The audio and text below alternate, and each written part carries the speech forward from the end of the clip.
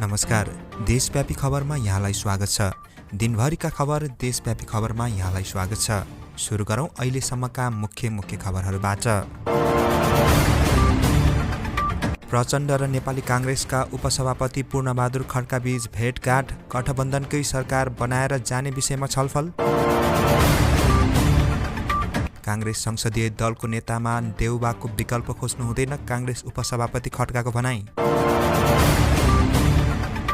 अर्थतन्त्र संकटमा छ भन्नु गलत हो, अर्थमन्त्री शर्माको भनाई। लोकप्रियताका लागि वृद्ध भत्ता 50 वर्षमै दिने प्रतिस्पर्धा हुन बेर छैन, गगन थापाको भनाई। र विश्वकप फुटबलमा आज 4वटा खेल हुँदै। समाचार अब विस्तारमा। प्रधानमन्त्री शेरबहादुर देउवाले नेपाल कला संस्कृतिको दृष्टिले विश्वकै धनी र समृद्ध मुलुक भएको बताउनु भएको छ। नेपाल ललित कला प्रज्ञा सभाको उद्घाटन गर्नुहुँदै प्रधानमन्त्री देउवाले नेपालको प्राचीन वस्तु तथा स्थापत्य कला, मूर्तिकला, चित्रकला र सङ्गीत एवं नाट्य स्वदेशमा मात्र नभएर विदेशमा पनि उत्तिकै प्रसिद्ध र लोकप्रिय रहेको बताउनुभयो। कला साधक र सर्जक देशका अमूल्य निधि भएको उल्लेख गर्नुहुँदै प्रधानमन्त्री देउवाले कलाकारले सिर्जना गरेका र सर्जक देशका अमूल्य निधि भएको उल्लेख गर्नुहुँदै प्रधानमन्त्री देउवाले कलाकारको सृजना गरेका कलाकृति देशका अमूल्य सम्पत्ति एवं मुलुकको पहिचान एवं प्रतीक भएकोले यसको संरक्षण गर्नुपर्नेमा जोड दिनुभयो। नेपाली कलाकारले बनाएका कलाकृति विश्वका विभिन्न देशमा सङ्ग्रहालय तथा ग्यालरीमा रहेको जानकारी गराउनु हुँदै प्रधानमन्त्री देउवाले नेपाल विशिष्ट कलाकारको जन्मभूमिका रूपमा स्थापित भएको बताउनुभयो। 600-700 वर्ष अघि नेपालमा जन्मिएका प्रतिभाशाली कलाकार अर्निकोले नेपाली कलाकारको नेतृत्व गर्दै छिमेकी मुलुक चीन पुगेर थुप्रै कलाकृति सृजना गरी नेपाली वस्तुकलालाई व्यापक बनाएको प्रसङ्ग पनि उहाँले स्मरण गर्नुभयो। नेपालभर छरिएर रहेका कलाकारको खोजी गरी व्यक्तिवृत्त तयार गर्ने, तिनका कलाकारिताको संरक्षण गर्ने र सृजना कलाकृतिलाई स्वदेश तथा विदेशमा व्यवस्थित तवरले प्रचार प्रसार गर्न आवश्यक रहेकोमा प्रधानमन्त्री देउवाको जोड रहेको थियो। यसमा प्रतिष्ठानले ध्यान दिनुपर्ने बताउनु हुँदै उहाँले सरकारले पनि यस काममा सहयोग गर्ने प्रतिबद्धता जनाउनुभयो। नेकपा माओवादी केन्द्रका अध्यक्ष पुष्पकमल दाहाल प्रचण्ड र नेपाली कांग्रेसका उपसभापति पूर्णबहादुर खड्का बीच बुधबार खुमलटारमा भेटघाट भएको छ। प्रचण्ड र खड्का बीच निर्वाचित भएपछि पहिलो पटक भएको भेटघाटमा गठबन्धनकै सरकार बनाएर जाने विषयमा कुराकानी भएको हो। पावर सेयरिङका विषयमा समेत समझदारी बनाएर जान सकिने भएकोले कुनै समस्या नहुने खड्काले बताउनुभयो। अर्थमन्त्री जनार्दन शर्माले नेपालको अर्थतन्त्र सङ्कटमा नरहेको दाबी गर्नुभएको छ। आज बिहिबार नेपाल आर्थिक पत्रकार समाज सेजनको 26औं स्थापना दिवसको अवसरमा आयोजित कार्यक्रममा अर्थमन्त्री शर्माले नेपालको अर्थतन्त्र नबुझेकाले मात्रै नेपालको अर्थतन्त्र सङ्कटमा छ भन्ने कुरा बताउनु भएको हो। देशको अर्थतन्त्रमा सङ्कट छ भन्नुभन्दा पहिला अर्थतन्त्रको परिभाषा, देशको वस्तुस्थितिमा ध्यान दिएर बोल्न अर्थशास्त्री, व्यवसायी र राजनीतिक व्यक्तित्वलाई उहाँको आग्रह रहेको छ। गभर्नर अधिकारीले निजी क्षेत्र र अर्थशास्त्रीलाई देशको अर्थतन्त्र कसरी सङ्कटमा परेको छ भन्दै प्रश्न समेत गर्नुभएको थियो। उहाँले नेपालको अर्थतन्त्र एकैपटक तल जाने र एकैपटक माथि जाने खालको नभएको दाबी गर्नुभयो। नेपालको अर्थतन्त्रका सूचकहरू क्रमिक रूपमा सुधार हुँदै गएकाले अर्थतन्त्र सुधारको बाटोमा रहेको उहाँको भनाइ छ। मन्त्री शर्माले दूरी कम गर्ने गरी भौतिक पूर्वाधारमा लगानी बढाउन आवश्यक रहेको बताउनुभयो। उहाँले पूर्वाधारमा लगानी बढाउन सक्दा जुम्लाबाट 12 घण्टा र चितवनबाट 1 घण्टामा काठमाडौँ आउन सक्ने वातावरण बन्ने भन्दै लगानीको वातावरण सहज बनाउन आवश्यक रहेको बताउनुभयो। मन्त्री शर्माले नेपालको अर्थतन्त्रको भविष्य उज्जवल रहेको भन्नुहुँदै अब नेपालले क्षमता वृद्धिमा ध्यान दिनुपर्ने बताउनुभयो। उहाँले युवालाई प्रविधि क्षेत्रमा रोजगार बढाउने र कृषि तथा पर्यटनमा रोजगारी बढाउने हो भने देश समृद्ध बन्ने बताउनुभयो। नेपाली कांग्रेसका उपसभापति पूर्णबहादुर खड्काले कांग्रेस संसदीय दलको नेतामा सभापति शेरबहादुर देउवाको विकल्प खोज्न नहुने बताउनु भएको छ। आज बिहिबार नेपाली कांग्रेसका नेता स्वर्गीय कृष्णप्रसाद भट्टराई आश्रम बाडेगाउँमा भट्टराईको शालिगमा श्रद्धाञ्जली अर्पण गर्न पुग्नुभएका उपसभापति खड्काले कांग्रेस संसदीय दलको नेतामा सभापति शेरबहादुर देउवाको विकल्प खोज्न नहुने बताउनु भएको हो। उहाँले पार्टी सभापति देउवाको नेतृत्वमा कांग्रेस र सिंह संगठन नै चुनावमा गएको भन्दै देउवालले दलको नेतामा चाहना राखेपछि दायाँ बायाँ कुरा राखिराख्नु नपर्ने बताउनुभयो। उहाँले दलको नेताको चुनाव सर्वसम्मत रूपमा गर्नुपर्ने पनि बताउनुभयो। उपसभापति खड्काले यो बेला काङ्ग्रेसभित्र एकताको वातावरण बनाउन आवश्यक रहेको बताउनुभयो। काङ्ग्रेसलाई एकताबद्ध बनाउँदै गठबन्धनका दलहरूलाई मिलाएर लानुपर्ने काङ्ग्रेसको मुख्य दायित्व भएको उल्लेख गर्नुभयो। उपसभापति खड्काले संसदीय दलको नेतामा अन्य नेताहरूको आकाङ्क्षालाई अन्यथा मान्न नहुने टिप्पणी गर्नुभयो। व्यक्तिहरूको आकाङ्क्षाकै बीचमा सर्वसहमतिको वातावरण बनाउने उहाँको भनाइरहेको थियो। नेपाली काङ्ग्रेसका वरिष्ठ नेता रामचन्द्र पौडेलले प्रधानमन्त्रीमा आफ्नो दावेदारी स्वाभाविक रहेको बताउनु भएको छ। नेपाल प्रेस युनियन चितवनले आज आयोजना गरेको पत्रकार सम्मेलनमा वरिष्ठ नेता पौडेलले काङ्ग्रेसको नेतृत्वमा गठबन्धनको सरकार र त्यसको नेतृत्व आफूले पाउनुपर्ने स्वाभाविक माग भएको बताउनु भएको हो। पार्टीभित्र सल्लाह गरेर एउटा मात्र उम्मेद्वार बनाइने उहाँले बताउनुभयो। पार्टीभित्र आन्तरिक सल्लाह हुन बाँकी रहेको पौडेलको भनाइ छ। टिकट वितरण गर्दा गठबन्धन दलहरूबीच तालमेल नमिलेका कारण चुनावमा कतिपय ठाउँमा पराजय भोग्नु परेको उहाँले बताउनुभयो। युवाको जोस र पुरानोको अनुभवलाई मिलाएर देश चलाउने नेता पौडेलले बताउनुभयो। फरक शक्तिको आगमनलाई गम्भीरतापूर्वक लिएको उहाँको भनाइ छ। नेपाली काङ्ग्रेसका महामन्त्री गगन कुमार थापाले सस्तो लोकप्रियताका लागि नेतृत्व तहले वृद्ध भत्तालाई छिटो दिने निर्णय गरिरहेको बताउनु भएको छ। आज बिहिबार आर्थिक पत्रकार समाज सेजनको 26औं वार्षिक उत्सवमा बोल्नुहुँदै महामन्त्री थापाले राजनीतिक दलहरूले अबका 50 वर्षमा नै वृद्ध भत्ता पाउने व्यवस्था गर्न सक्ने प्रतिस्पर्धा चलिरहेको बताउनुभयो। महामन्त्री थापाले नयाँ प्रधानमन्त्रीले आउँदा 1 वर्षमा कसरी देशको अर्थतन्त्रलाई सुधार गर्न सकिन्छ भन्ने बारेमा सोचेर मात्रै नेतृत्व लिनुपर्ने बताउनुभयो। पछिल्लो समय पालिकामा समेत कसले धेरै पैसा बाँट्ने भन्ने प्रतिस्पर्धा भइरहेको उहाँले उल्लेख गर्नुभयो। कार्यक्रममा बोल्नुहुँदै थापाले निजी क्षेत्र र सरकार बीच समन्वयको खाँचो रहेको बताउनुभयो। उहाँले दिगो आर्थिक विकासका लागि आर्थिक एजेन्डामा निजी क्षेत्रहरूसँग सरकारको नाता नदीको दुई किनार जस्तो भएको बताउनुभयो। उहाँले अब बन्ने सरकारले देशको अर्थतन्त्रलाई चलायमान बनाउन प्रधानमन्त्रीले आँट गरेर निजी क्षेत्र र सरकारसँगको सम्बन्ध सुदृढीकरण गर्न आवश्यक रहेको बताउनुभयो। महामन्त्री थापाले निजी क्षेत्र र सरकार बीच कसरी सहकारी गर्ने भन्ने बारेमा खुला छलफल हुनु आवश्यक रहेको बताउनुभयो। निजी क्षेत्र र सरकार चलाउने बीच किन पारदर्शी छलफल हुँदैन भन्दै उहाँले निजी क्षेत्रका प्रतिनिधिहरूलाई एक ठाउँमा राखेर देशको नेतृत्वकर्ताले समस्या समाधानका लागि सोच्नुपर्ने बताउनुभयो। महामन्त्री थापाले नयाँ सरकारले अर्थतन्त्रलाई थप खुला गर्ने बाटो नचाले निजी क्षेत्रको विश्वास डगमगाउने बताउनुभयो। नेपाली काङ्ग्रेसका नेता तथा प्रतिनिधि सभा सदस्य डाक्टर शेखर कोइरालाले काङ्ग्रेसकै नेतृत्वमा सरकार बन्ने बताउनुभयो।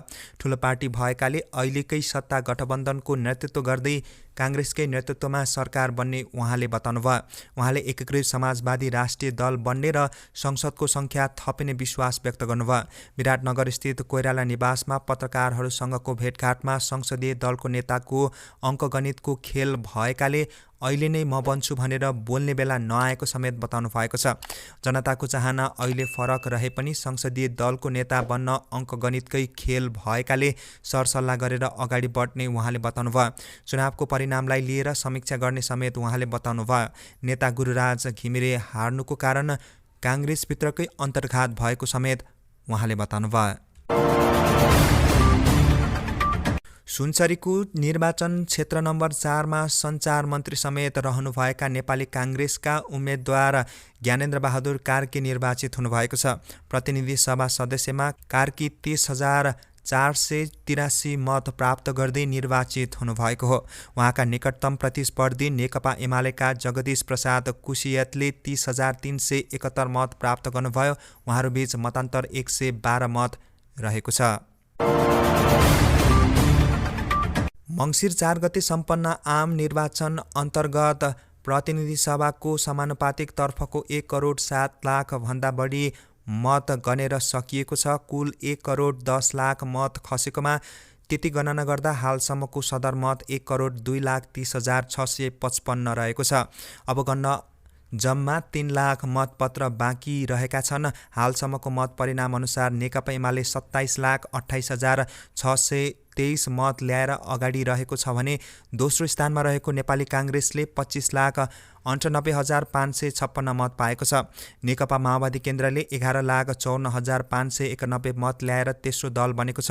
राष्ट्रिय स्वतन्त्र पार्टीले माओवादी भन्दा केही कम 11,06,091 मत ल्याएर चौथो दल बनेको छ। राष्ट्रिय प्रजातन्त्र पार्टीले 5,80,534, जनता समाजवादी पार्टी नेपालले 4,12,858 र जनमत पार्टीले 3,81,424 मत ल्याएर थ्रेसहोल्ड कटाएका छन्। नेकपा एमालेबाट विभाजन भएर बनेको नेकपा एकीकृत समाजवादीले 2,92,158 मत ल्याएको छ। उसले थ्रेसहोल्ड कटाउन सकिरहेको छैन। मतगणना जम्मा 3 लाख मात्रै बाँकी रहेकाले समाजवादी पार्टीले थ्रेसहोल्ड कटाउन सम्भावना कमजोर बनेको छ। नेपालमा पुनः 2 जनाको डेङ्गी सङ्क्रमणबाट मृत्यु भएको छ। स्वास्थ्य तथा जनसङ्ख्या मन्त्रालयको विवरण अनुसार पछिल्लो समय पुनः 2 जना डेङ्गु सङ्क्रमितको मृत्यु भएको हो। यो सँगै नेपालमा मृत्यु हुने डेङ्गु सङ्क्रमितको सङ्ख्या 62 पुगेको मन्त्रालयले जनाएको छ। गत साउन यता नेपालमा हालसम्म 77 जिल्लामा 53,951 जना डेङ्गुबाट सङ्क्रमित भएको पुष्टि भएको छ। डेङ्गु भाइरस सङ्क्रमित एडिज जातको लामखुट्टेको टोकाइबाट मानिसमा सर्ने गर्छ। यो भाइरस जुनसुकै उमेर समूहका व्यक्तिलाई लाग्ने गर्दछ। सरकारको ढुकुटी दोहोरो दबावमा परेको देखिएको छ। विदेशी मुद्रा जोगाउन आयातमा गरिएको कडाइका कारण राजस्व सङ्कट घटेको छ भने विनिमय दर बढेको कारण सरकारले तिर्ने विदेशी ऋणको सामा तथा ब्याजमा बढी रकम तिर्नु परेको छ। सरकारको आम्दानीको रूपमा रहेको राजस्व सङ्कलन कम हुने र अमेरिकी डलर ऐतिहासिक रूपमा महँगो भएको कारण नेपालले विदेशी ऋणको सामा तथा ब्याज तिर्दा बढी रकम खर्च गर्नुपर्ने अवस्था सृजना भएको छ। तथ्याङ्कले पनि सरकारको राजस्व कम भएको र विदेशी ऋणको सामा तथा ब्याज तिर्दा बढी रकम खर्च गर्नु परेको देखाएको छ। विदेशी मुद्राको सञ्चित कम भएपछि सरकारले गत वैशाख 13 गतेदेखि महँगा मोबाइल, मदिरा, निजी सवारी साधन, कुरकुरे, कुरमुरे, खेलौना, लेज, 42 इन्चभन्दा ठुला टेलिभिजन, तास, 150 सीसी इन्जिन क्षमताभन्दा बढी मोटरसाइकल लगायतका वस्तुको आयात रोकेको थियो। यीमध्ये अन्य वस्तुको आयात प्रतिबन्ध हटेपछि 300 अमेरिकी डलरभन्दा महँगो दरका मोबाइल, मदिरा, कार, जीप, भ्यान, 150 सीसी भन्दा बढी इन्जिन क्षमताका मोटरसाइकल आयातमा प्रतिबन्ध कायमै राखेको छ। यस्तै नेपाल राष्ट्र ब्याङ्कले गत माघ अन्तिम साता निर्देशन जारी गर्दै 48 प्रकारका वस्तुको आयातमा 50 देखि 100% सम्म नगद मार्जिन राख्नुपर्ने व्यवस्था गरेको थियो। काठमाडौँ जिल्लामा सञ्चालित रेस्टुरेन्टहरू अब रातिको 12 बजेसम्म खोल्न पाइने भएको छ। यसअघि रातको 10 बजेसम्म मात्रै खोल्न पाइने रेस्टुरेन्टको समय बढाएर अब 12 बजेसम्म बनाइएको हो। बिहिबार काठमाडौँका प्रमुख जिल्ला अधिकारी घनश्याम उपाध्यायको अध्यक्षतामा बसेको जिल्ला सुरक्षा समितिको बैठकले रेस्टुरेन्ट, बार तथा दोहोरी क्लब र नाइट क्लब खुल्ला गर्ने समयमा परिवर्तन गरेको हो। काठमाडौँका सहायक प्रमुख जिल्ला अधिकारी सुप्रभा ढुङ्गेलका अनुसार मदिरा पसल, रेस्टुरेन्ट, बार तथा दोहोरी साँझ र नाइट क्लब खुल्ला हुने समयमा परिवर्तन गरिएको छ। ढुङ्गेलका अनुसार अब मदिरा पसलहरू राति 10 बजेसम्म खुल्ला गर्न पाइनेछ। बोतलबन्दी वा बिर्कोसहित बिक्री हुने मदिरा पसलहरू रातको 10 बजेसम्म मात्रै खुल्ला गर्न पाइनेछ। अमेरिकाको एउटा उडानमा रहेको विमानले आपतकालीन अवतरण गर्नु परेपछि उडानको नियम विपरीत काम गर्ने एक महिला पक्राउ परेकी छिन्। 37,000 फिटको उडानमा रहेको विमानको ढोका खोल्ने प्रयास गर्ने महिला पक्राउ परेकी हुन्। पूर्वी जिल्ला अर्कान्ससको एउटा अदालतले जारी गरेको कागजात अनुसार विमानको झ्याल खोल्ने 34 वर्षीय महिला इलोन एक्बिनियस पक्राउ परेकी हुन्। र फिफा विश्वकप फुटबलमा आज 4वटा खेल हुँदैछन्, जसमा समूह ई र समूह एफका 2-2वटा खेल हुनेछन्। आजको पहिलो 2 खेलमा समूह एफमा रहेका क्रोएसिया र बेल्जियम तथा क्यानाडा र मोरक्को बीच खेल हुनेछ। यी 2 खेल आज राति 8:45 बजे सुरु हुनेछ। यो समूहमा क्रोएसिया माथि रहेको छ। उसले बेल्जियमसँग जिते वा बराबरी गरे दोस्रो चरण सुरक्षित देखिन्छ। क्यानाडालाई जिते वा बराबरी गरे मोरक्को पनि अन्तिम 16मा पुग्न सक्छ। तर बेल्जियम क्रोएसियालाई हराएमा दोस्रो चरणमा पुग्न सक्छ। तर क्रोएसियासँग बराबर भए अर्को खेलमा क्यानाडासँग मोरक्को हारेमा गोल अन्तरका आधारमा मात्र बेल्जियमको सम्भावना बाँकी रहन्छ। यस्तै समूह ई का जापान र स्पेन तथा जर्मनी कोस्टारिका बीचको खेल राति 1:15 बजे सुरु हुनेछ। समूह ईमा 4वटै टोलीको सम्भावना छ। स्पेनले जापानलाई हराए अन्तिम 16मा पुग्नेछ। बराबर भएमा अर्को खेलमा जर्मनीले जिते वा बराबरी भए मात्र अघिल्लो चरणमा पुग्नेछ। तर स्पेन हारेमा जापान समूह विजेता हुन सक्छ। यदि कोस्टारिकाले जर्मनलाई हराए भने स्पेनलाई पनि असर पर्नेछ। यदि कोस्टारिका र जर्मन बीच बराबरी भयो र अर्को खेलमा स्पेनले जापानलाई हराए भने कोस्टारिका दोस्रो चरणमा पुग्न सक्छ। जर्मनी अहिले पुछारमा रहेको छ, तर कोस्टारिकालाई जित्यो र अर्को खेलमा जापानले स्पेनलाई जित्यो भने जर्मनी दोस्रो चरणमा पुग्न सक्छ। जापानले बराबरी गर्यो भने जर्मनीले आफ्नो खेल कम्तीमा 2 गोलको अन्तरले जित्नुपर्ने देखिन्छ। देशव्यापी खबर अहिलेको लागि यति नै। जाँदा जाँदै अहिलेसम्मका मुख्य खबरहरू पुनः एकपटक।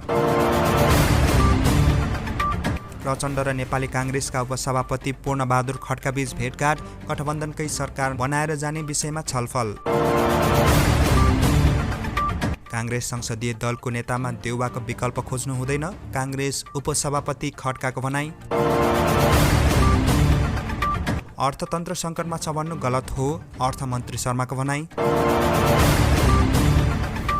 लोकप्रियताका लागि वृद्ध भत्ता 50 वर्षमै दिने प्रतिस्पर्धा हुने बेर छैन, गगन थापाको भनाई। र विश्वकप फुटबलमा आज 4वटा खेल हुँदै। बेलुकीको देशव्यापी खबर सकिएको छ। ताजा तथा निष्पक्ष खबरको लागि देशव्यापी खबरलाई सब्स्क्राइब गर्नुभएको छैन भने कृपया सब्स्क्राइब गरी नजिकै आउने बेल आइकनमा दबाउनुहोला। भोलि बिहान ठिक 6 बजे देशव्यापी खबरका साथ पुनः उपस्थित हुने नै छौँ। तबसम्मका लागि बिदा दिनुहोस्। नमस्कार।